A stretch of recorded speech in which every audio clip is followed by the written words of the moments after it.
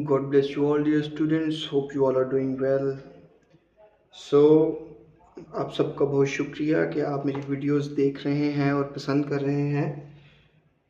आपकी रिक्वेस्ट पे मैं ये वीडियो उर्दू में बना रहा हूँ क्योंकि कुछ स्टूडेंट्स ने मुझे अप्रोच किया और उन्होंने रिक्वेस्ट की कि सर काइंडली उर्दू में समझाएं ताकि बेहतर तौर पर समझ आ सके।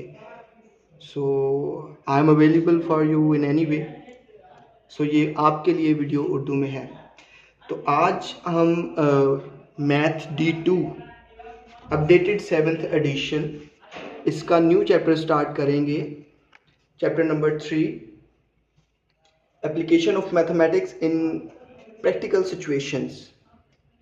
ये नाम है चैप्टर का और इसका वेरी फर्स्ट टॉपिक है प्रॉफिट एंड लॉस।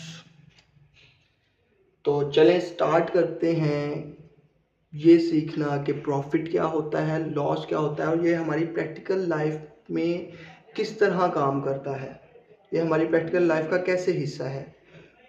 क्योंकि ये application of mathematics in practical situations है तो हम आए एक स्टोरी से स्टार्ट करते हैं। प्रैक्टिकल सिचुएशन को क्रिएट करके हम प्रॉफिट और लॉस को सीखने की कोशिश करते हैं।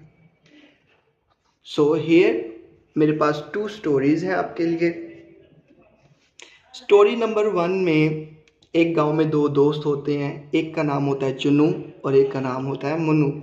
ये दोनों बहुत पक्के दोस्त हैं एक दूसरे के। चुन्नू एक अमीर ख़ानदान से ताल्लुक़ रखता है और मुन्नू बेचारा थोड़ा गरीब है, ठीक है।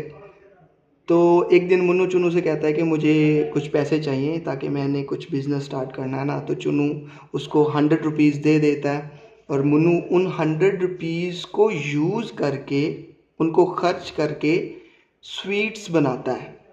100 रुपीज़ को वो खर्च कर देता है और उस 100 रुपीज़ की क्या बनाता है, स्वीट्स बनाता है, ठीक है। और चुन्नू की खुशकिस्मती देखिए कि उस दिन गांव में शादी भी होती है किसी की, तो उसकी स्वीट्स जल्दी से बिक जाती हैं, सेल हो जाती हैं और एट द एंड उसके पास 500 रुपीज़ बच जाते हैं, ठीक है। लेकिन दूसरी स्टोरी में हम देखते हैं कि मुन्नू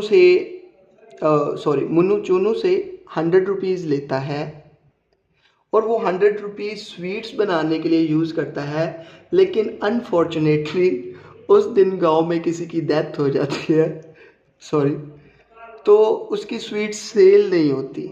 उसने खर्च तो कर दिया अपना पूरा 100 स्वीट्स बनाने में, लेकिन क्योंकि उसके पास कोई कस्टमर ही नहीं आया, सिर्फ एक कस्टमर आया जिसने 10 रुपीज़ की स्वीट्स ख़रीदी उससे, तो एट द एंड उसकी जो सेल हुई वो 10 रुपीज़ की थी और उससे वो अपना ख़र्चा भी पूरा नहीं कर पाया जितना उसने स्वीट्स बनाने में खर्च कर दिया था, ठीक है। तो इन स्टोरी से हम कुछ टर्मिनोलॉजीज़ को सीखने की कोशिश करेंगे कि प्रॉफिट क्या होता है, लॉस क्या होता है और कॉस्ट प्राइस क्या होती है और सेलिंग प्राइस क्या होती है, ठीक है। तो देखें, किसी भी चीज़ को बनाने में, क्रिएट करने में, प्रोड्यूस करने में जो रकम इस्तेमाल हो जाती है, जो कॉस्ट आती है किसी भी चीज़ को प्रोड्यूस करने में, उसको कहते हैं कॉस्ट प्राइस। इस स्टोरी में जो मुन्नू ने 100 रुपीज़ यूज़ किए स्वीट्स बनाने के लिए, वो हमारी है कॉस्ट प्राइस। मैंने शॉर्ट फॉर्म में लिख दिया, ठीक है। इस सिचुएशन में भी 100 रुपीज़ ही कॉस्ट प्राइस है, ठीक है। अब 100 रुपीज़ यूज़ करके उसने स्वीट्स बनाई। अब स्वीट्स एक प्रोडक्ट है। अब उसने इस प्रोडक्ट को सेल किया, मार्केट में किया, विलेज में किया, कहीं भी किया। तो जो चीज़ सेल होती है और उससे जो हमें पैसे मिलते हैं या सेल करने की जो भी रेट होता है, वो हमारा होता है सेल प्राइस, राइट। इस सिचुएशन में सेल प्राइस कुछ हो रहा है, इस सिचुएशन में सेल प्राइस कुछ हो रहा है। ज़रूरी नहीं है कि आपका सेल प्राइस एक जैसा ही रहे। किसी मार्केट में सेल प्राइस कुछ और होता है, किसी मार्केट में सेल प्राइस कुछ और होता है, ठीक है। तो यहाँ तक तो कोई कन्फ्यूजन नहीं। ये तो बहुत इजी है कि अगर किसी चीज़ को बनाने में कुछ खर्चा आता है, कोई कॉस्ट आती है, तो उसको हम कॉस्ट प्राइस कहते हैं और उसको जब हम मार्केट में सेल करते हैं, किसी भी अमाउंट पे, तो वो अमाउंट हमारी सेल प्राइस कहलाती है। अच्छा, तो देन प्रॉफिट और लॉस क्या होता है? तो देखें, जस्ट 100 रुपीज़ खर्च करने से मुन्नू ने 500 रुपीज़ अर्न कर लिए। इसका मतलब उसने बहुत ज़्यादा पैसे अर्न कर लिए। थोड़े थोड़े पैसे लगाए, कम पैसे लगाए, लेकिन उसका जो सेल प्राइस था वो बहुत ज़्यादा था। कॉस्ट प्राइस से सेल प्राइस ज़्यादा था। ठीक है, इसका मतलब उसको प्रॉफिट हुआ है। ठीक है, उसको फ़ायदा हो गया है। फ़ायदा मीन्स प्रॉफिट होना। ठीक है, तो प्रॉफिट का क्या मतलब है? जब आपका सेल प्राइस ज़्यादा हो जाता है कॉस्ट प्राइस से, तो आपको प्रॉफिट मिलता है। Getting my point? Quite easy concept. जब सेल प्राइस ज़्यादा है कॉस्ट प्राइस से, तो आपको प्रॉफिट मिलेगा। सो दूसरी सिचुएशन में क्या हुआ? सेल प्राइस बहुत कम था, उससे उसका खर्चा भी पूरा नहीं हुआ, कॉस्ट प्राइस भी नहीं उसको मिल सकी। तो जब कॉस्ट प्राइस ज़्यादा हो जाए सेल प्राइस से, तो आपको हो जाता है लॉस। ठीक है, so this is a very clear concept of cost price, sale price and profit and loss. तो हम फाइंड कैसे कर सकते हैं कि कितना प्रॉफिट हुआ या कितना लॉस हुआ? तो इधर देखते हैं कितना प्रॉफिट हुआ। प्रॉफिट फाइंड करने के लिए आप अपने पूरी सेल में से अपनी कॉस्ट प्राइस को माइनस कर देंगे, तो आपके पास प्रॉफिट निकल आएगा।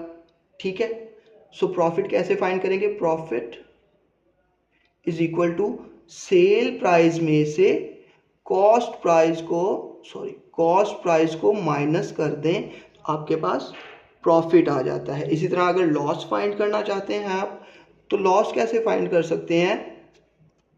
क्योंकि यहाँ कॉस्ट प्राइस ज़्यादा है ना, सेल प्राइस कम है, तो आप अपनी कॉस्ट प्राइस में से सेल प्राइस माइनस कर देंगे, तो आपको पता चल जाएगा कि आपको कितने पैसे कम मिले हैं।